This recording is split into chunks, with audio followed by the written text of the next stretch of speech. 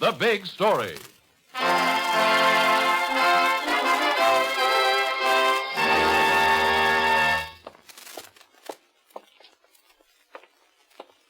Mr. Norton, do sit down. I'm sure Dr. Parrish will be coming out of the maternity ward any moment now. Yes. But I wish you'd hurry, nurse. I never saw a prospective father yet who wasn't a bundle of nerves. Now, if you try to be calm, Mr. Norton. Yes. Here's the doctor now. Well, congratulations, Mr. Norton. The father of a healthy 8-pound baby girl. A girl? That's right. And you may go in and see your wife now if you like. No. What? I won't see her. Don't want to see your wife, Mr. Norton? That's what I said. I don't want to see her.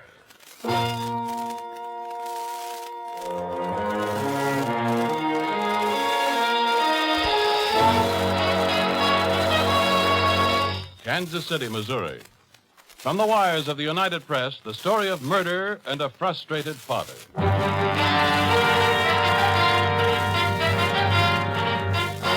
Kansas City, Missouri.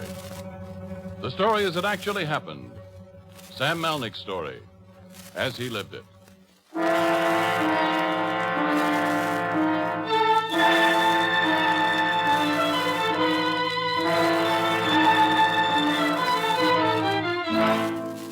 You were Sam Melnick, a police reporter for the United Press, operating out of the Kansas City Bureau. It's been a long day, a dull day, and finally your stomach tells you it's dinner time. There's one place you always go for dinner, and for your money, it's the best meal in Kansas City. So you get on the phone and make a reservation. Hello? Hello, Mom. Sam. Oh, Sam. What time will you be home? In an hour. Hey, what's for dinner? Pot roast Pot roast. with potato pancakes and applesauce. Tell me more. What's for dessert? Your favorite. You don't mean lemon meringue pie. I do. And now, Sam, you'll have to excuse me. I've got to get back to the kitchen. I'll expect you in an hour. Oh, Mom, wait a minute. Yes? I've changed my mind. You better make that a half hour.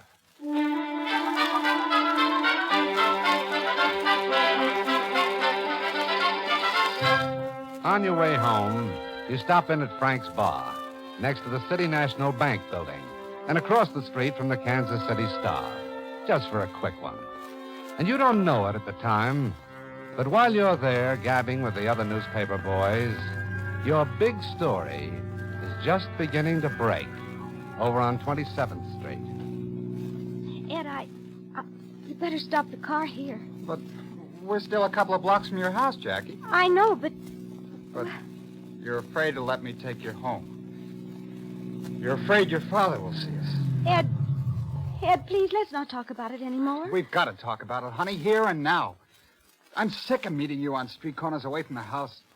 I'm fed up with seeing you only in the daytime when your father's at the office. Tired of dodging him and hiding from him. What are we, criminals or something? Ed, you don't understand. Yes, I do. I understand. Well, maybe you're afraid of your father, Jackie, but I'm not. What right has he got to run your life like this? What kind of a man is he, anyway? He's been good to me, Ed. He's been a good father to me ever since I can remember. Only, Only what? well, he has some funny ideas. I'll say he has. Here you are, Jackie, 19. 19 years old, and he's never let you go out with boys. I'm the first boyfriend you ever had, and I have to meet you secretly. Why? I don't know, Ed. I don't know. Neither do I. But I'm going to find out tonight. Tonight? Yeah. You and I are going to have a date tonight, Jackie. And what's more, I'm coming to the house to get you. No, Ed, you can't. Dad'll be home. That's just the point. We'll stand up to him together. No, Ed, I'm afraid. Dad'll... Dad! Look, honey. You're going to have to make a choice. Choice? What choice? Either your father or me. Either I come to your house tonight or we're all washed up. Oh, Ed, no. Yes. That's the way it's got to be, honey. You've got to stop being afraid of your father sometime. As long as he owns you like this, there's no place for me. Well, Jackie, shall I call for you tonight or not? All right, Ed. All right. You come to the house, and I'll be waiting for you.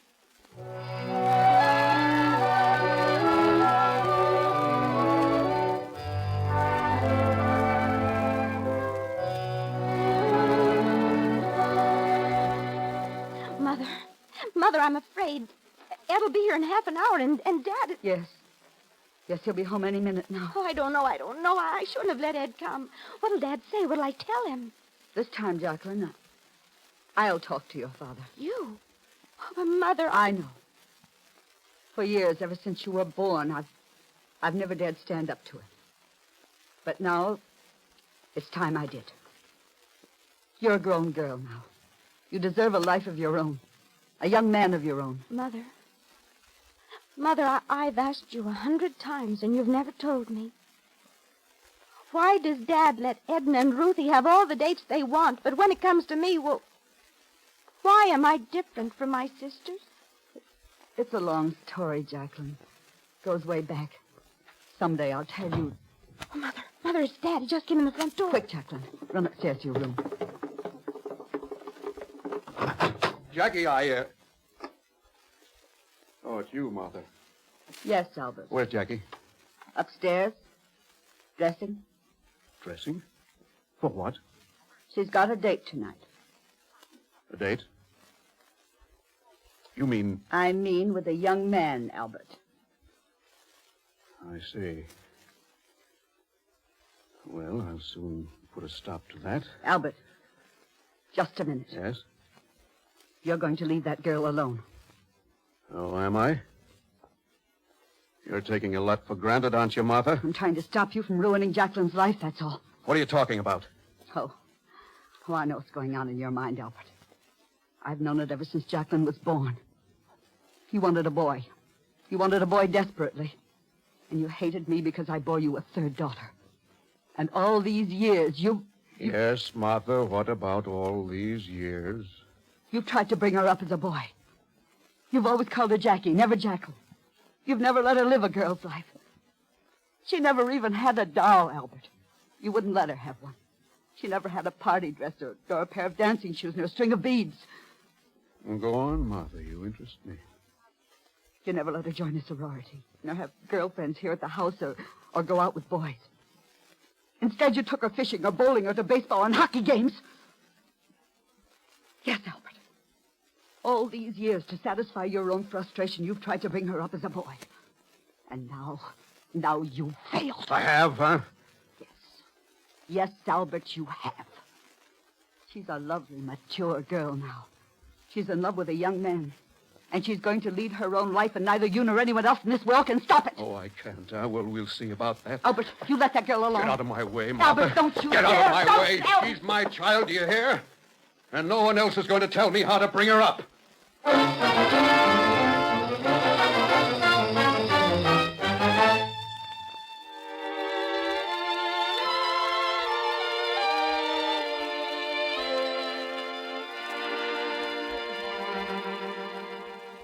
Jackie, your mother tells me that you've got a date with a young fellow and that he's coming here tonight.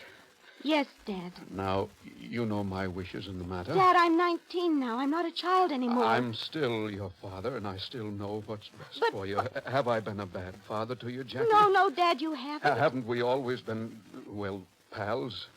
Gone everywhere together, done everything together? Yes, but... Why, we've been almost... Like father and son, Dad. Why did you say that? Has your mother been talking to you? No, Dad, why? Nothing, only I forbid you to go out with this boy. I'm sorry, Dad. I'm going out with him anyway. I love him. And I'm going to marry him. I see.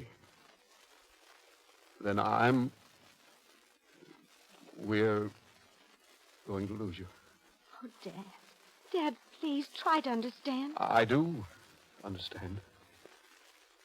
What's this boy's name, Jackie? Ed. Ed Carlyle. Ed Carlisle, and what time will he be here? At 8. Oh, Dad, you won't raise any fuss. You'll talk to Ed, meet him. Yes, under the circumstances. I'm looking forward to meeting him, Jackie. Oh, Dad. Dad, I knew you'd see it my way. Only one thing. Yes? Please don't call me Jackie anymore. It sounds too much like a boy's name, and I'm grown up. Just call me Jacqueline, Dad.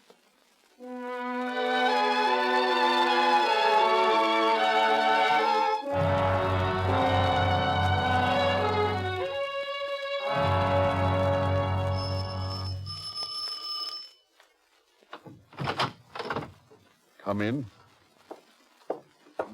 My name's Ed Carlisle. Is Jackie... She's in her room. She'll be down in a minute. Oh. Mr. Norton, I wanted to talk to you. I'll do all the talking around here, Carlisle. My daughter tells me you two are in love. Yes, sir. And that you plan to marry her and take her away from here. From me. That's right, sir. With your permission. You don't have my permission. I'm sorry, Mr. Norton. But in that case, I guess we'll have to get married without it. You try anything like that, you young whippersnapper. Now, Mr. Morton. she belongs to me, you understand? She's my child, and nobody's going to steal her But from me. Mr. Morton... Get out. I don't... Get out of this house, I said. No! No, I won't. Not until I say what I came to say. You might as well face it, Mr. Morton. Jackie's 19. She's a grown woman. We're in love, and you're going to lose her. You know you're going to lose her. Oh, I am. She's got a right to her freedom just like any other person. Mr. Norton, put down that gun. Nobody's going to steal Jackie from me. Nobody's going to take her from me. Mr. Norton, no. Put down that gun. Dad, no. If I can't have you, Jackie, nobody else will. No!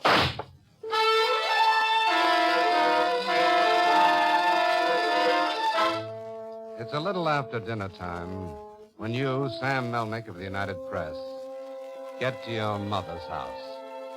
You sniff the odors coming from the kitchen, and you raise your eyes to heaven, and your mouth begins to water. And you think, life can be beautiful in Kansas City or anywhere else with cooking like that. And then your mother comes in. Sam, where have you been? Oh, just down to Frank's place across from the Star, Mom. Oh, I wondered what happened to you. Well, I've got everything all ready. You better get washed up and... Oh, no. Sam, don't answer Yeah, it. I'd better, Mom. It's probably that night manager down at the bureau again. And if that horrible man thinks he's going to take you away from my dinner again just because of a story... Oh, forget it, Mom. Don't worry. It's been a very dull day. I'll just brush him off and sit down to dinner. Melnick talking. Oh, hello, Bill. What? What? On 27th Street. Yeah, sure. I'll get right on it. On the way now. Well, I got to rush. What about my pot roast and pancakes? Keep it warm, Mom. I'll be back as soon as I can. A big story's breaking. What big story? A father just murdered his daughter.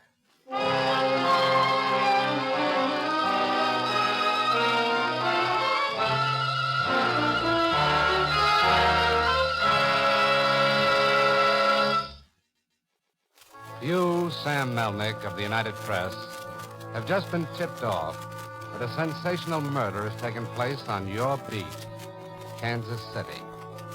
So you leave your mother's dinner table and rush down to police headquarters to get yourself a few facts. Luckily, you're the first reporter there, but you know the rest of the wolves are on their way. And the first thing you do is corner Lieutenant John Brackett, in charge of the investigation. So this Albert Norton killed his own daughter, John. That's right, Sam. He started to go for a boyfriend first, but when the girl came downstairs, he spun around and let her have it. Then he broke away. And no trace, huh? No trace. But we've blocked all the highways, got men at all the railroad, air, and bus terminals. You know, John, he could be right here in KC.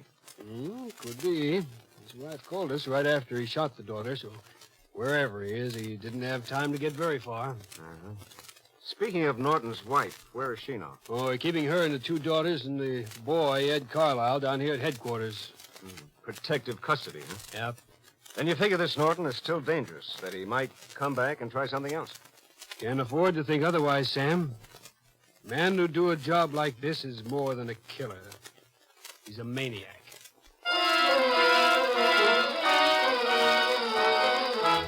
By this time, everyone and his cousin in Kansas City are swamping the switchboards, claiming they've seen Albert Norton.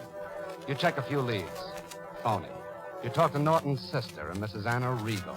She hasn't heard a thing. You ride with a prowl car for a while and draw a blank. Finally, in deep disgust, you ask the police dispatcher to call you in case anything breaks. And you phone your mother that you're coming home for that dinner. And when you get there... Hello, Mom. Don't you hello me, Sam Melnick. Oh, listen, Mom, I couldn't help it. I had to go out on a story. Now, how about that pot roast, huh? Did you get that story, Sam? No. Well, you're not going to get that pot roast either. I'm not? No, I kept it waiting for you so long, it's all dried out. Oh. Now you'll have to eat meatloaf. Meatloaf? Well, what's wrong with that? I like meatloaf. I know you do, son.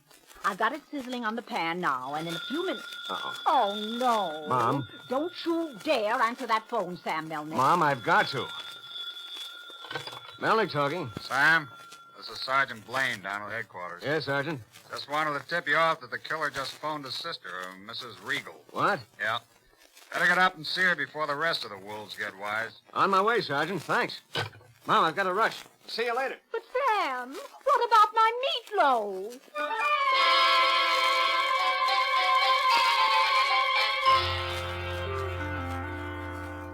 Mrs. Regal, just what did your brother say when he phoned? Well, first of all, he wanted to make sure that Jackie was dead. Yes? Then he wanted to know where his wife was.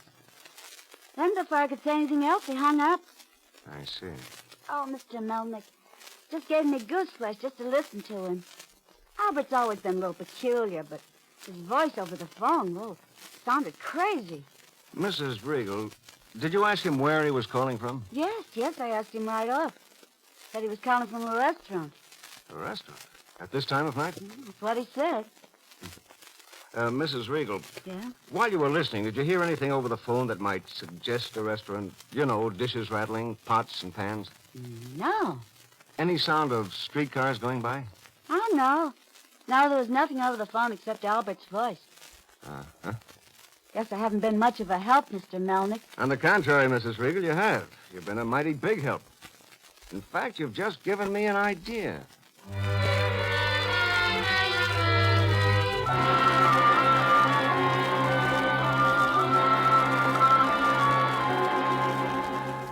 So you got a hunch on where the killer is, huh, Sam? That's right. Now, look, John, let's add this thing up. Okay, go ahead and add. The killer calls his sister at 1 a.m. and says he's calling from a restaurant. So? So there aren't very many restaurants in KC open at that time of night. Well, there are some. Sure. But they're mostly on the main streets, and you've got prowl cars patrolling them. So it stands to reason that Norton wouldn't take a chance exposing himself. And Mrs. Regal heard no streetcars or anything like that. In other words? In other words, John, the killer wasn't calling from a restaurant at all. He was phoning from a private home. Hey, that's interesting, Sam. Very. You know how many private homes there are in Kansas City? Sure. But my hunch is that the killer was calling from his own home. Oh, not that old cliche about the killer returning to the scene of his crime. I know. I said it was only a hunch. I can't back it up with anything concrete. Still... Still what? He might have gone back to his own house. You're holding the rest of his family down here under protective custody, and the house is empty. Yeah. Anyway, I'm going to have a look. Care to come along, John? Maybe I'd better. If your hunch turned up right and I wasn't there, I'd never forgive myself. And neither would the police commissioner. Okay, John, let's go. All right with you. Oh, before we leave, Sam, there's something I forgot to tell you. Yeah? What's that? Your mother phoned headquarters here a little while ago. Wanted to talk to you real bad. Yes? What did she say? Well, she was so upset over the phone, I didn't quite get what she was saying, but it was something about meatloaf.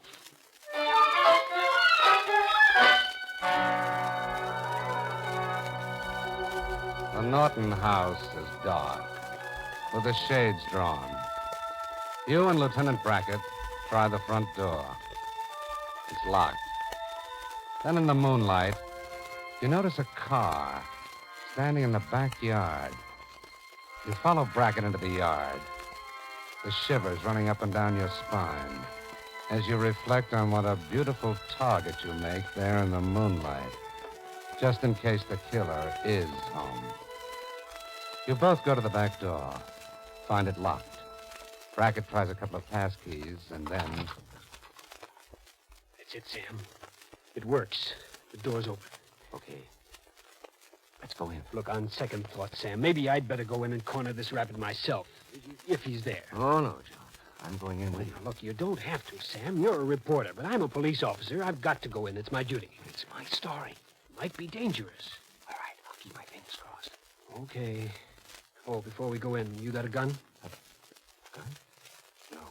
All right, I'll keep my gun ready. Here, you carry this flashlight. All right, let's go in.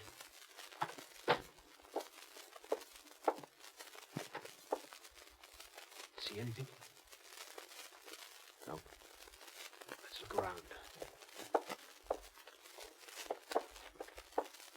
John. Yeah. I smell something. What? Stale coffee. Yeah, you're right. Sam, flashlight over here. This table. You see what I see? Yeah. A cup of cold coffee and some cigarette butts. Looks like our friend is somewhere around. Sam, put out that flashlight. He's in the other room. Yeah. Sam, you move to one side. Away from that door. John. Do as I say. Okay. All right, Norton, come out.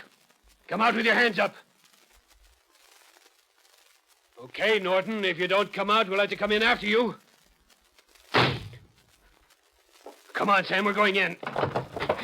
Drop that gun, Norton. Not before I give you this.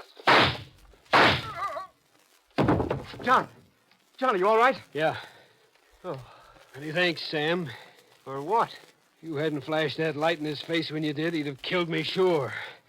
From where I was standing, I was looking right down the mouth of his gun.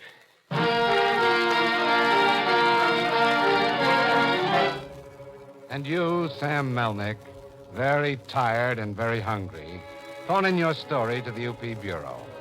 Finally, at 4 o'clock in the morning, you come home. Hello, Sam. Oh, Ma, you still up? I'm still waiting for you to come home for dinner, son. Oh, gee, Mom, I'm sorry. I had to cover a big story. A father killed his daughter because he wanted a boy in the first place. Here, eat your dinner. Mom, this is just pie and milk. That's all I got left. The meatloaf cooked dry just like the pot roast. And do you know what, Sam? What, Mom? I wish you'd been born a girl.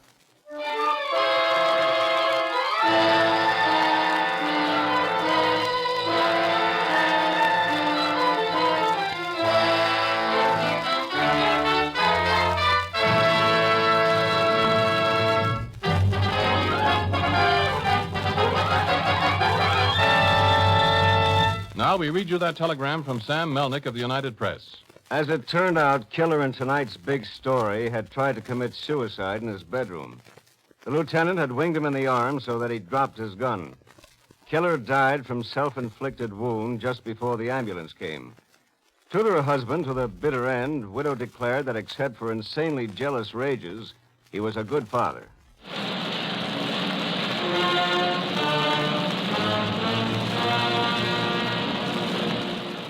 In order to protect the names of people actually involved in tonight's authentic big story, the names of all characters in the dramatization were changed with the exception of the newspaper reporter.